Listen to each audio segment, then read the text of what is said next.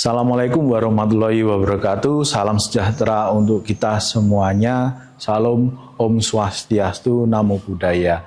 Perkenalkan, saya Felix Trisuko Nugroho, dosen program studi bimbingan dan konseling Universitas Katolik Widya Mandala Surabaya. Pada kesempatan kali ini, saya akan menyampaikan mata kuliah yang saya ampu yang sesuai dengan bidang studi saya. Mata kuliah ini ditujukan kepada mahasiswa program studi bimbingan dan konseling semester 3. Mata kuliah ini membekali mahasiswa secara komprehensif dan mempersiapkan mahasiswa dengan pemahaman lintas disiplin dan keterampilan profesional untuk menghadapi konseling di tengah keberagaman budaya. Proses perkuliahan dilakukan selama 16 kali pertemuan, yaitu 14 kali pertemuan untuk tatap muka dan praktik untuk pengaplikasian konseling, dan 2 pertemuan digunakan untuk ujian tengah semester dan ujian akhir semester.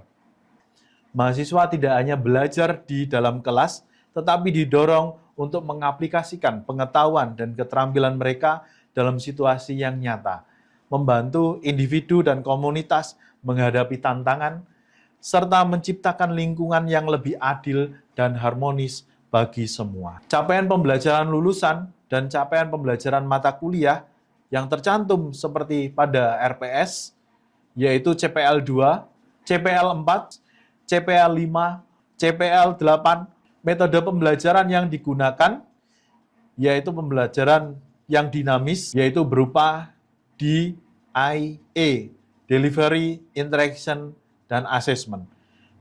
Pada saat penyampaian atau delivery, kuliah berupa interaktif, tatap muka secara langsung, yaitu paparan konsep dan teori dengan diskusi aktif, studi kasus berupa analisa kasus secara nyata, berupa konseling lintas budaya. Pembelajaran berbasis proyek, mahasiswa mengembangkan proyek konseling yang responsif terhadap budaya di Indonesia.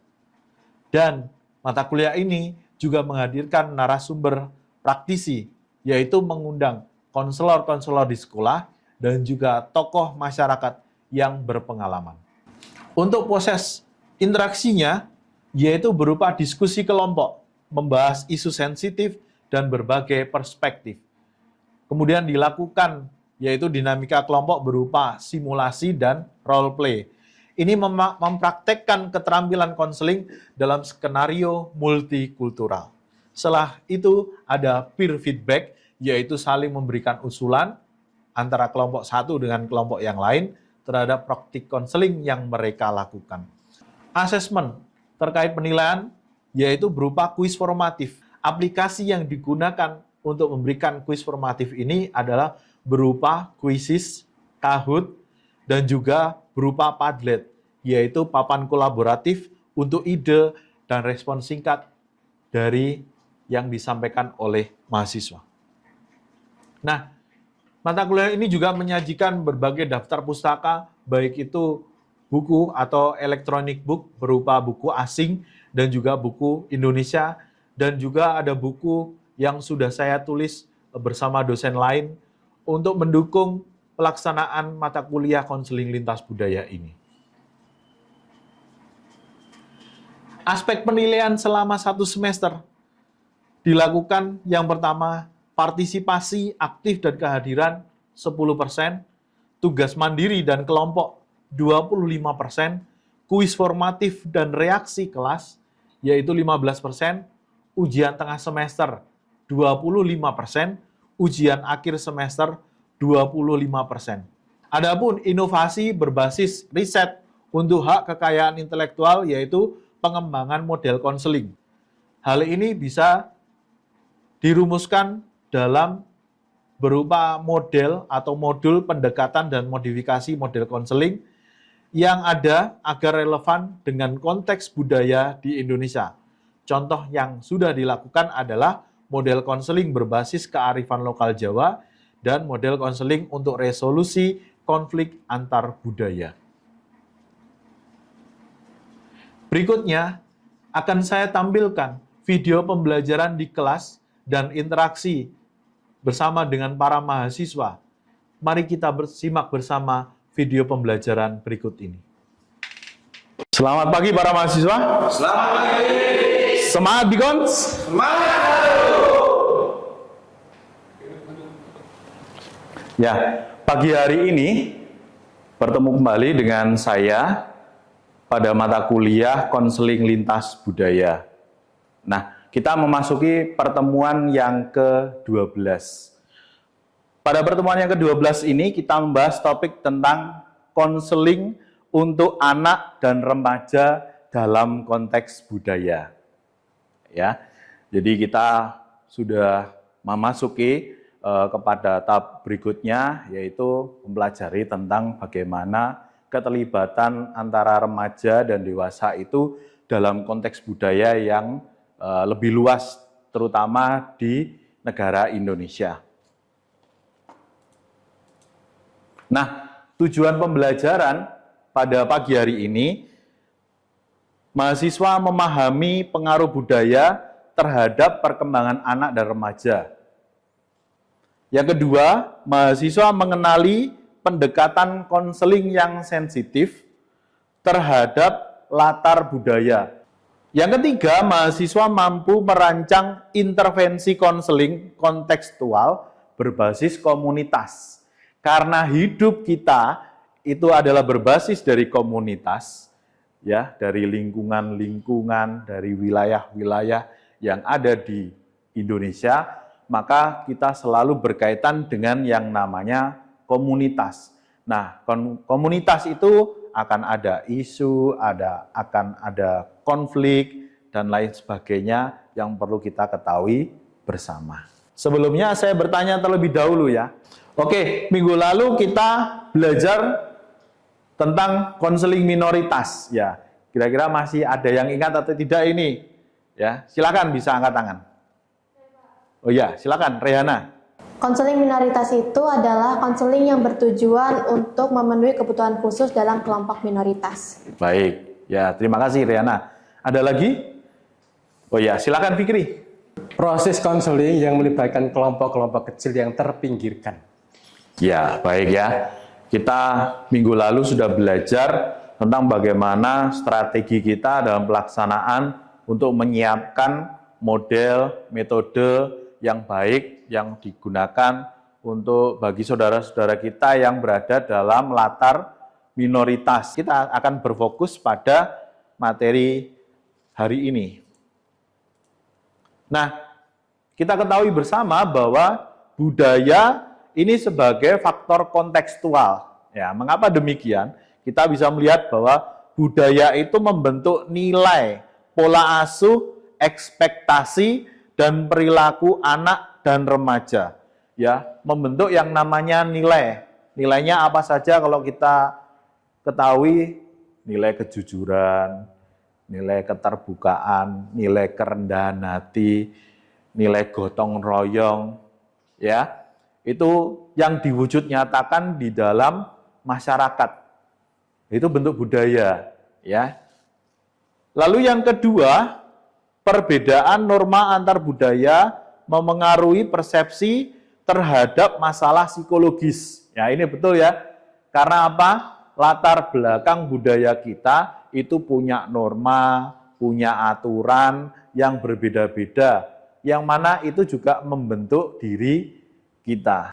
Kemudian kalau sudah menjadi lingkungan yang luas, maka lingkungan itu kemudian mempengaruhi lingkungan-lingkungan yang lainnya. Berikutnya kita akan belajar tentang alur prinsip konseling lintas budaya pada anak dan remaja.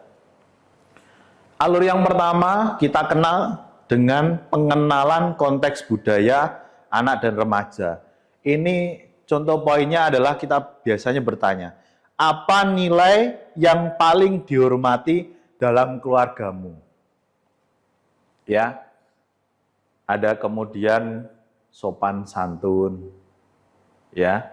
Lalu kemudian ada yang harus menunduk ketika melewati ya orang tua yang sedang duduk. Nah, ini yang perlu diketahui oleh anak dan remaja. Amati praktik keseharian dan dinamika budaya lokal mereka. Karena meskipun sama-sama dari Jawa, ya, maka budayanya tetap beda. Misalkan kita tinggal di Madiun, akan berbeda dengan teman yang tinggal di kota Surabaya. Itu alur yang pertama. Alur yang kedua, pengembangan kepekaan budaya konselor. Kita harus menggunakan pendekatan reflektif. Apa itu? Yaitu apa yang membuat saya sulit memahami perspektif konseli. Karena apa? Terkadang aksennya, logatnya berbeda dengan Anda. Maka ketika harus mendengarkan, itu benar-benar harus fokus, jeli dengan apa yang diungkapkan.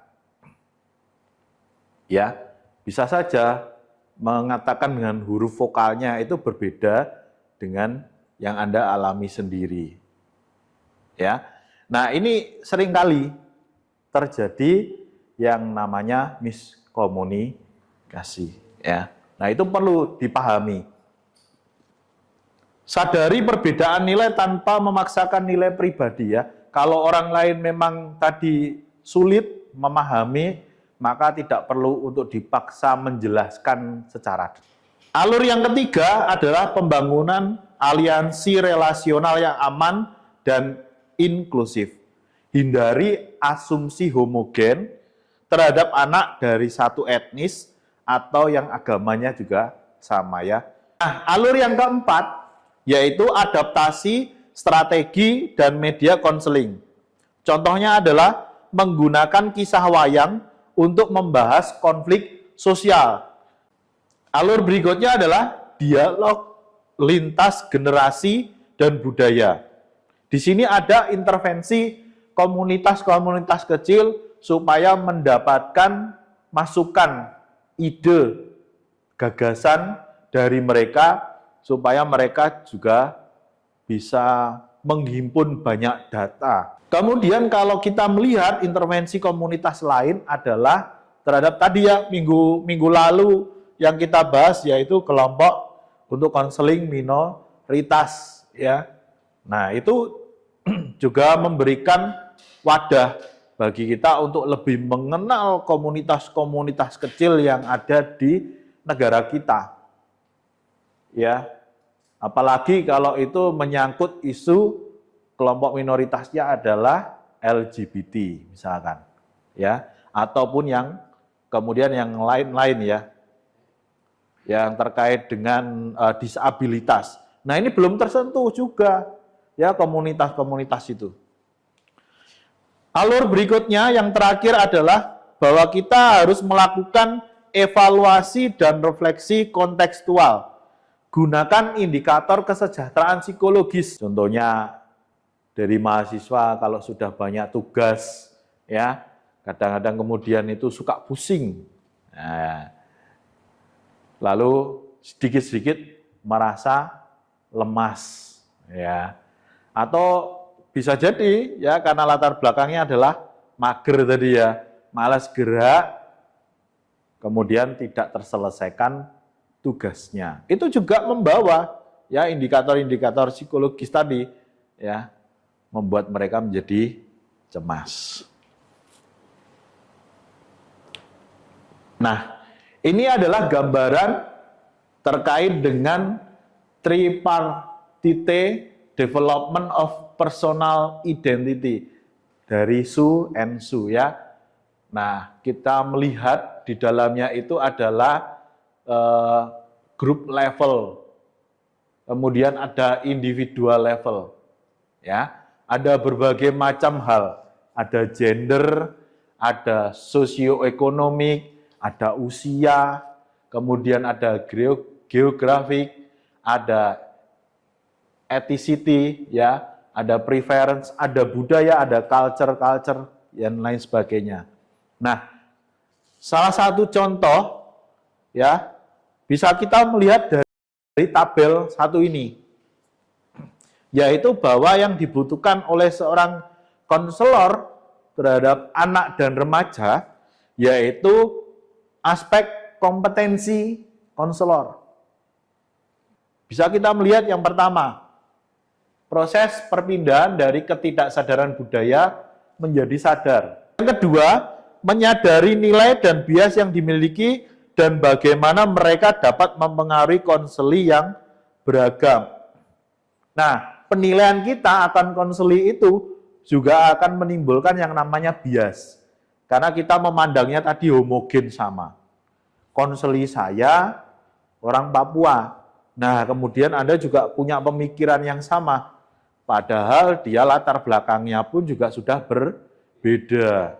Yang keempat, yaitu peka terhadap keadaan bias personal, tahapan ras, jenis kelamin, dan identitas orientasi seksual, pengaruh sosial politik, dan lain sebagainya ya. Ini dapat menentukan untuk rujukan konseli-konseli bahwa mereka bisa menghargai gender, menghargai lawan jenis, ya, supaya tidak diperlakukan sama ya.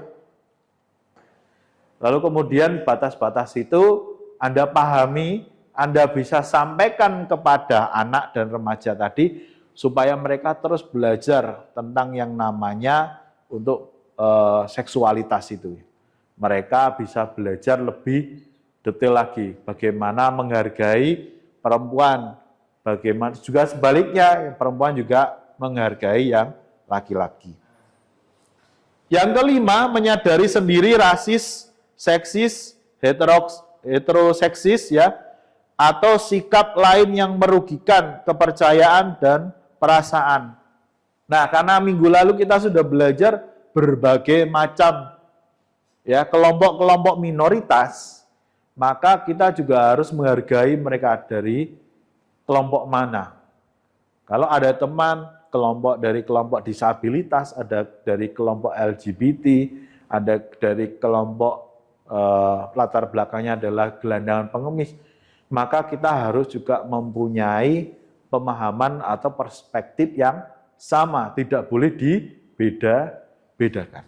Karena kalau berbeda, maka itu akan menimbulkan kontra ya, menimbulkan isu konflik yang baru, yang kemudian di luar kendali Anda sendiri. Baik ya, berikutnya, pada slide berikutnya kita membahas tentang piramida cultural awareness ya. Nah, yang pertama, culture consideration, konsep yang dimiliki suatu budaya secara umum dan dapat memaknai arti dari culture code yang ada di masyarakat. Ya. Kemudian culture knowledge, budaya yang memberikan pemahaman hingga pada proses berpikir, faktor-faktor yang memotivasi dan isu lainnya ini ya, untuk pengambilan keputusan bersama. Yang ketiga adalah cultural competence, yaitu kompetensi budaya merupakan pemahaman terhadap kelenturan budaya. Ya, jadi tidak ada yang dipaksakan, adanya inkulturasi, ada budaya lain yang masuk, misalkan seperti itu ya. Nah, saya sedikit bertanya ini terkait dengan piramida cultural awareness ini. Ya, yang pertama kepada Cynthia. Ya, kalau contoh, bisa memberikan contoh ya. Kode komunikasi untuk anak harus mempertimbangkan budaya dengan menggunakan bahasa yang sopan, mudah dipahami, dan menghargai nilai-nilai lokal. Oke ya, itu tadi misalkan culture code yang ada, yang ditunjukkan dalam masyarakat. Ya, betul sekali ya, Cynthia, terima kasih. Sedangkan cultural knowledge, misalkan ya ini, silakan Cindy. Dalam pengambilan sebuah keputusan dilakukan dengan musyawarah sampai akhirnya merujuk pada mufakat bersama. Baik ya, itu ditunjukkan dalam masyarakat untuk mencapai keputusan bersama ya memang harus ada pertemuan-pertemuan ya untuk tadi menghimpun yang namanya pendapat, ide, gagasan dan lain sebagainya ya, yang kemudian dibahas detail dan itu dijadikan sebagai norma aturan dalam masyarakat. Itu harus ada kemufakatan bersama. Untuk apa? Ya untuk kesejahteraan bersama. Nah, berikutnya adalah pendekatan praktis dan kasus ya. Contohnya kalau kita belajar yaitu konseling naratif dengan anak suku Dayak ya. dalam konflik keluarga. Nah, mereka memang gambarannya banyak hidup di hutan ya, bersama-sama ya untuk mencari makan, kemudian kehidupan ya. Nah, kira-kira kalau dari suku Jawa bagaimana konflik keluarganya? Ada yang bisa ditunjukkan? Nah, silakan Michael. Dalam keluarga Jawa cenderung menghindari pertikaian dan mengutamakan keharmonisan. Oke ya. Selalu ya biasanya menghindari pertikaian karena supaya apa? Hidupnya damai. Ya, tidak banyak bertikai. Nah, itu ya. Itu yang menjadi ciri khas. Nah, baik. Konseling kelompok remaja Papua ya dengan metode ekspresif budaya. Mereka selalu menggunakan ekspresif ya, emosinya, wajahnya dan sebagainya. Ya kalau menyapa orang lain itu selalu senyum ya, yang lebar ya. Bisa dicontohkan misalkan yang lain. Ya. Oh, kira-kira sudah cukup ya, hanya kita melihat ya. Kebanyakan saudara-saudara kita yang dari timur untuk menyapa itu selalu tersenyum gitu ya. Nah, itu menjadi ciri khas mereka. Ya, kita juga ikut senang ya. Intervensi berbasis permainan tradisional dan cerita rakyat. Nah, ini ada juga yang dilakukan melalui permainan tradisional. Nah, bisa ada yang mencontohkan salah satu aja? Oh ya, Nasya, silahkan. Permainan tradisional dapat menjadi sarana yang efektif untuk meluapkan emosi bagi anak-anak, terutama remaja. Oke, ya, jadi sebagai wadah untuk meluapkan emosi, untuk berkomunikasi, mengenal gaya bahasa dari masing-masing dari mereka, sehingga memunculkan ya kultur yang baru. Ya, berteman. Kadang-kadang kalau yang teman akrab itu ya bahasanya sudah menimbulkan bahasa gaul ya yang berbeda. Baik. Nah, tiba saatnya Anda untuk berdiskusi kelompok ya. Ada beberapa pertanyaan yang perlu dibahas di dalam kelompok ya. Saya menyediakan 5 pertanyaan dan ini akan memberikan gambaran bagi Anda masing-masing untuk bisa bercerita di dalam kelompok ya. Dari latar belakang Anda sendiri dan kemudian apa yang sudah pernah Anda lakukan ketika mengamati perilaku anak-anak dan remaja itu bisa Anda kemudian bahas di dalam kelompok. Kita akan bagi menjadi 3 kelompok besar ya. Nanti silakan berdiskusi di situ dan pada akhirnya nanti saya akan menunjuk 1 kelompok untuk memberikan ringkasannya. Ya. Nah, silakan nanti kelompok yang bersedia maju di depan ya, Anda bisa menyampaikan hasilnya kepada teman-teman. Ya. Untuk kelompok silakan Anda diskusikan ya sendiri-sendiri ya untuk menentukan. Baik ya.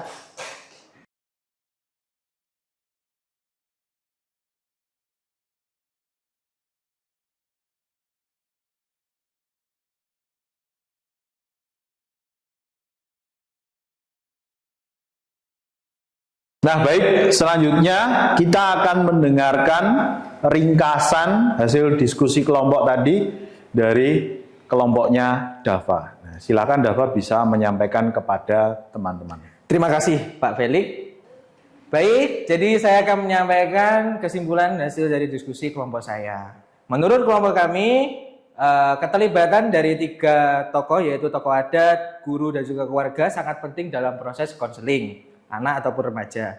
Nah, dalam praktiknya saat ini di Indonesia keterlibatan 3 pihak ini sudah mulai terbangun dan akan terus berkembang. Demikian rangkuman hasil dari diskusi kelompok kami. Kelompok kami ucapkan terima kasih. Assalamualaikum warahmatullahi wabarakatuh.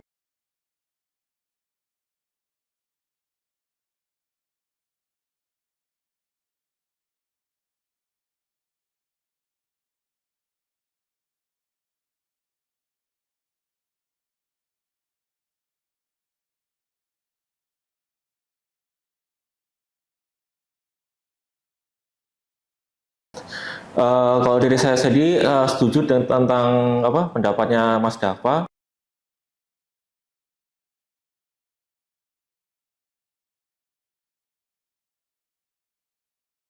Tadi sudah kita lewati diskusi kelompok bersama, lalu kemudian ada perwakilan dari kelompoknya Dava untuk menyampaikan hasil diskusi ya berupa ringkasan.